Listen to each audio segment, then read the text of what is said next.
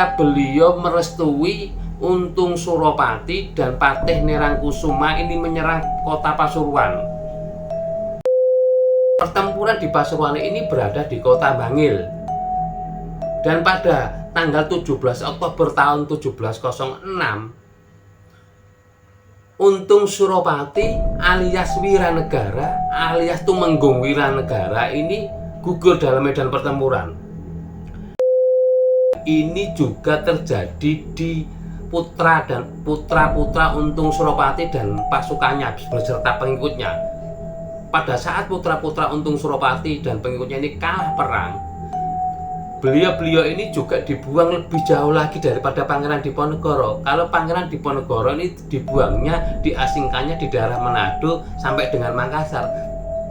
Tetapi putra Untung Suropati beserta pengikutnya yang kalah perang di sini ini malah dibuang ke luar negeri, yaitu tepatnya di Sri Lanka.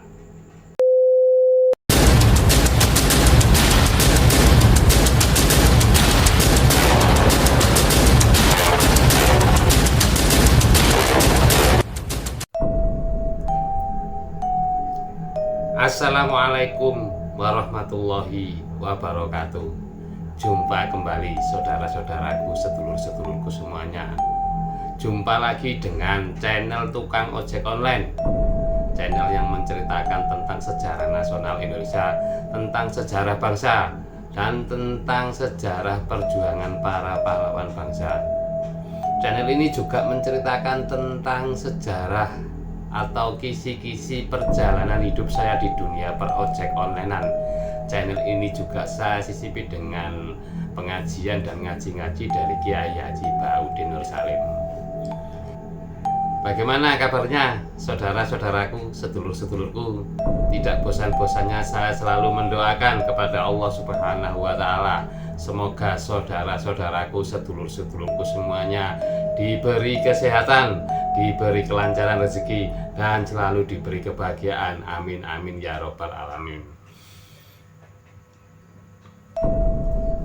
Kali ini saya akan kembali membacakan sejarah atau menceritakan sejarah perjuangan Untung Suropati atau Untung Surapati, yang mana kemarin di episode terakhir di bagian pertama yaitu terbunuhnya Kapten Francois Tak, yang pada saat itu Untung Suropati ini tiba di Kartasura dan diikuti dengan kedatangan dari Kapten Francois Tak, yang akhirnya terjadilah pertempuran di halaman Keraton Kartasura, yang akibatnya pengikut atau pasukan dari Kapten Francois Tak ini tewas atau meninggal 75 orang, sedangkan Kapten Francois Tak sendiri tewas di tangan Untung Suropati.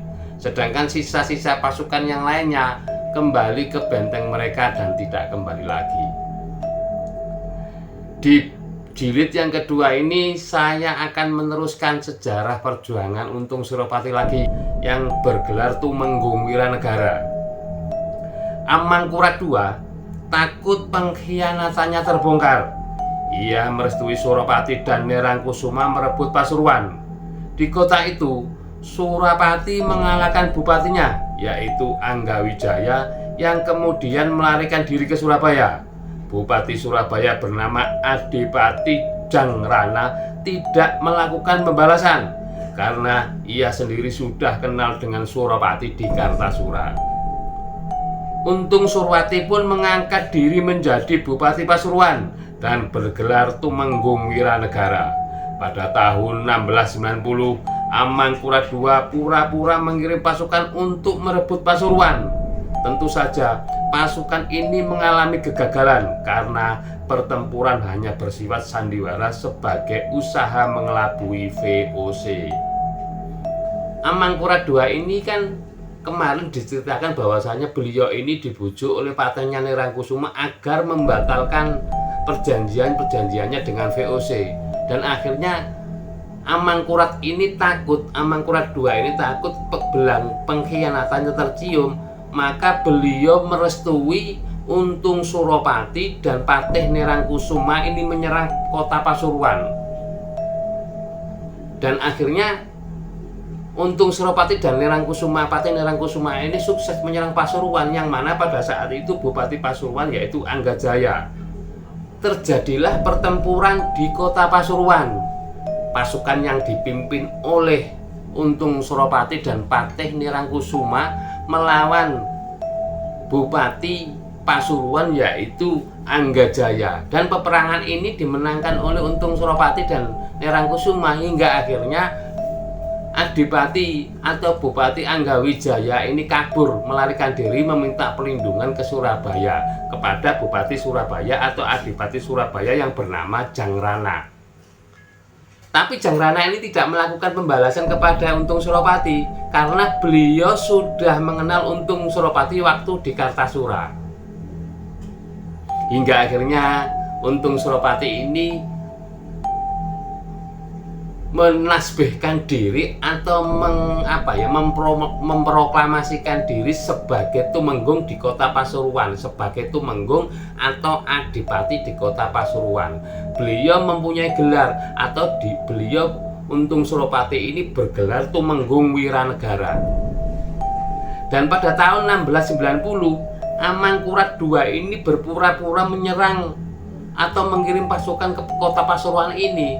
Tapi apalah daya, yang namanya perang itu adalah perang tipu muslihat, perang pura-pura. Hingga akhirnya ya tidak ada yang menang, tidak ada kalah. Tapi pada peperangan ini, karena perang pura-pura ya, Amangkurat II ini akhirnya juga kalah. Karena hanya perang sandiwara, hanya untuk mengelabui VOC Belanda. Jadi VOC Belanda mempunyai kelicikan. Orang-orang pribumi, pemimpin pribumi pada saat itu juga mempunyai akal yang sama, juga mempunyai pola pikir yang sama. Gimana caranya kelicikan dibalas dengan kelicikan, hingga akhirnya mereka ini menjadi bersatu padu menjadi sebuah pasukan yang sangat besar pada saat itu di kota Pasuruan. Kita masuk bab berikutnya, yaitu kematian Untung Suropati. Sepeninggal Amangkurat II tahun 1703 terjadi perebutan tahta Kartasura antara Amangkurat III melawan Pangeran Puger. Pada tahun 1704, Pangeran Puger mengangkat diri menjadi Pakubuwono I dengan dukungan VOC.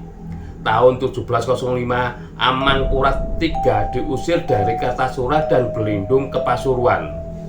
Polemik perebutan kekuasaan di sebuah kesultanan atau kerajaan ini terjadi dimanapun, di dunia manapun selalu terjadi, termasuk di Kartasura pada saat sepeninggal Amangkurat II tahun 1703. Perebutan kekuasaan ini antara Amangkurat III melawan Pangeran Puger pada tahun 1704.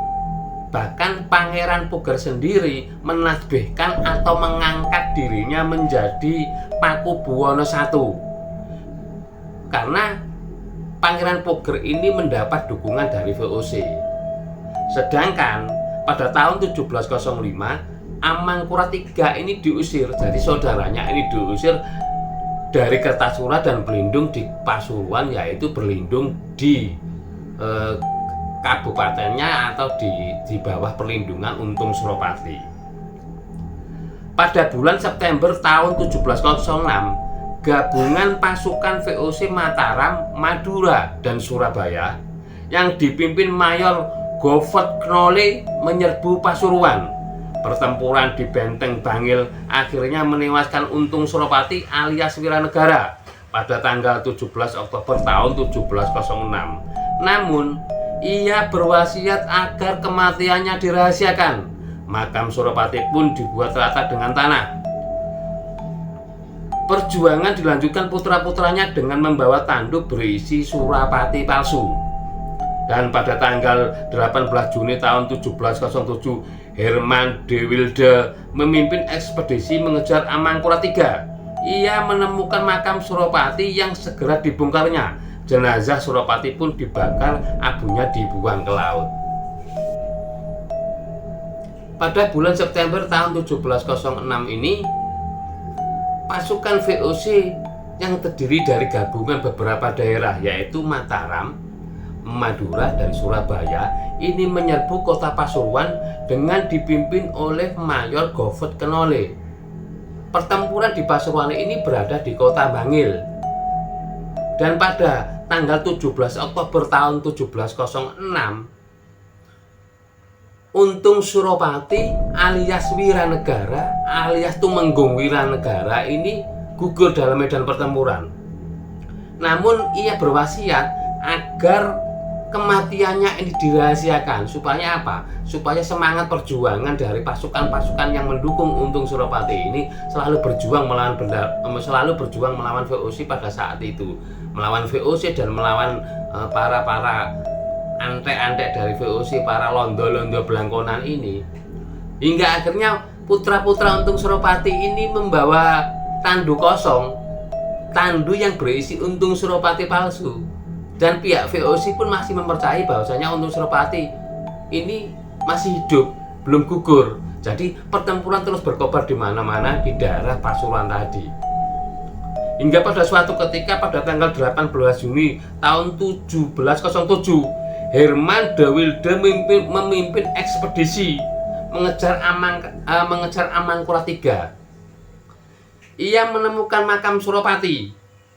Dan segera itu dibongkarlah makam Suropati itu. Jasadnya diambil dan jasad dari Untung Suropati ini dibakar dan abunya dibuang ke laut.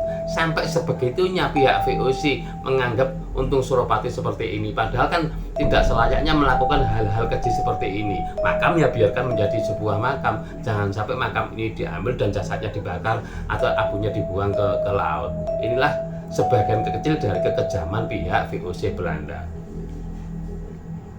Kita masuk pada perjuangan putra-putra Suropati.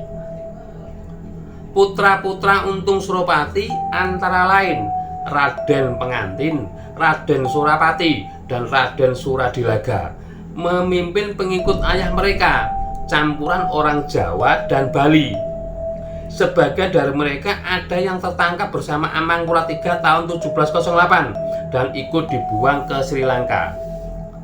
Sebagian pengikut Untung Suropati bergabung dalam pemberontakan Arya Jaya Puspita di Surabaya tahun 1717. Pemberontakan ini sebagai usaha balas dendam atas dihukum matinya Adipati Jangrana yang terbukti diam-diam memihak Suropati dalam perang tahun 1706. Setelah Jaya Puspita kalah tahun 1718 dan mundur ke Mojokerto, pengikut Suropati masih setia mengikuti.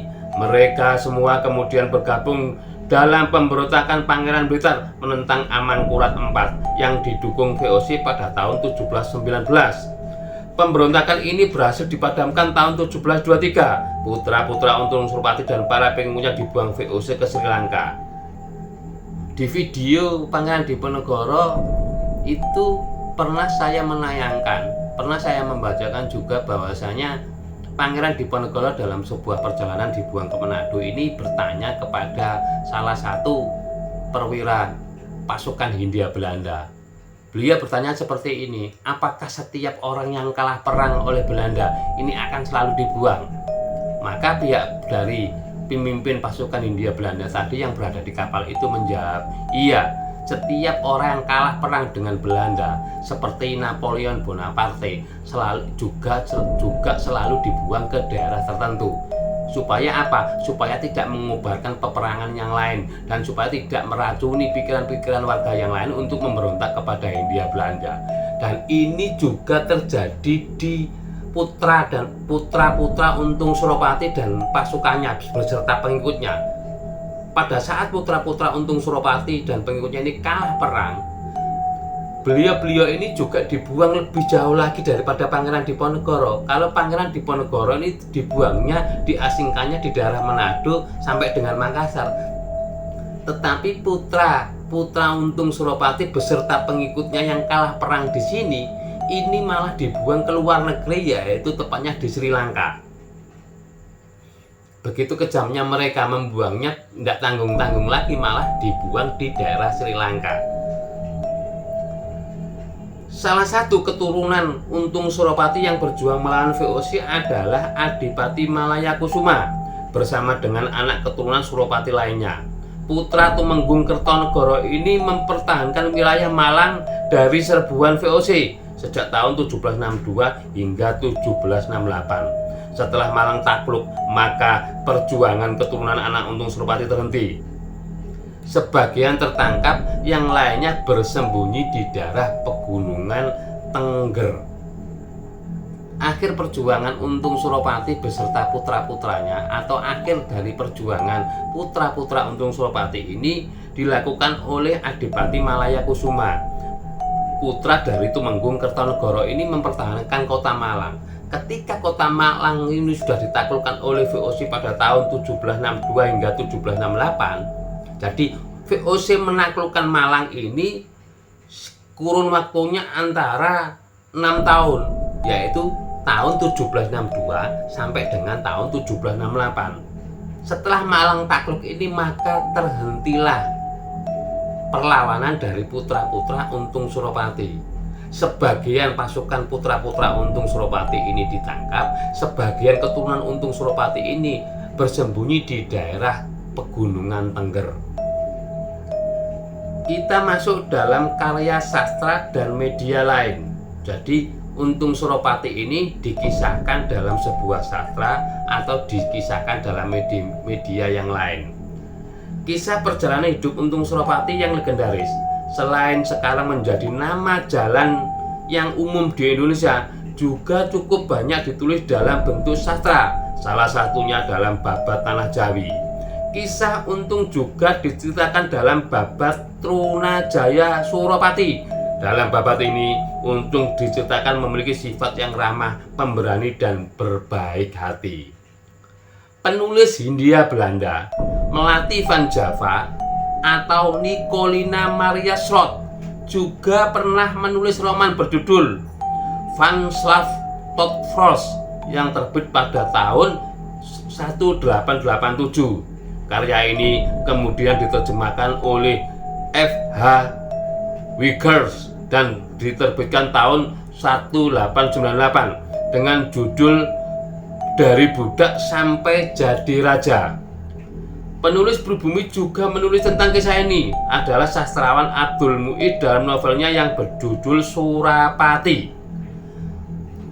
Taman Burgermeister Biskop Helen di Batavia yang sekarang Jakarta, pasca kemerdekaan Indonesia diubah menjadi sebuah nama, yaitu Taman Suropati, untuk mengabadikan nama Untung Suropati.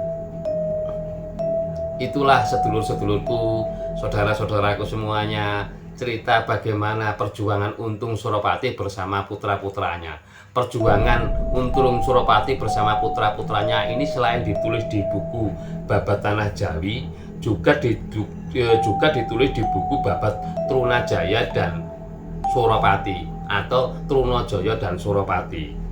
Bahkan penulis Hindia Belanda sendiri yang bernama Melati van Java atau Nicolina Maria Slot juga pernah menulis roman berjudul Van Slav tot Frost yang terbit pada tahun 1887. Dan kemudian buku karya Nicolina Maria Slot ini diterjemahkan oleh penerjemah Inggris, yaitu F.H. Wiggers, dan diterbitkan pada tahun 1898 yang dengan judul Dari Budak Sampai Jadi Raja. Saking legendarisnya, ada dari pihak Hindia Belanda, penulis dari Hindia Belanda juga menerbitkan sebuah buku, sebuah sastra yang berjudul Dari Budak Sampai Jadi Raja. Penulis Pribumi juga mengarang sebuah novel, yaitu penulis yang bernama Abdul Muis yang menulis novel dengan judul Surapati. Taman Burgermeister Bischofshofen di Batavia. Batavia ini nama kota Jakarta sebelum kemerdekaan. Nama taman ini setelah kemerdekaan diubah menjadi Taman Suropati untuk mengabadikan perjuangan atau untuk mengabadikan nama Untung Suropati. Itulah sedulur-sedulurku, saudara-saudaraku, sejarah perjuangan dari pahlawan kita yang sangat legendaris, dari Raya Jelata, pernah menjadi budak VOC hingga masa remajanya hidup penuh dengan penderitaan, hingga akhirnya menjadi seorang bupati atau tumenggung di daerah Pasuruan. Beliau adalah Untung Suropati.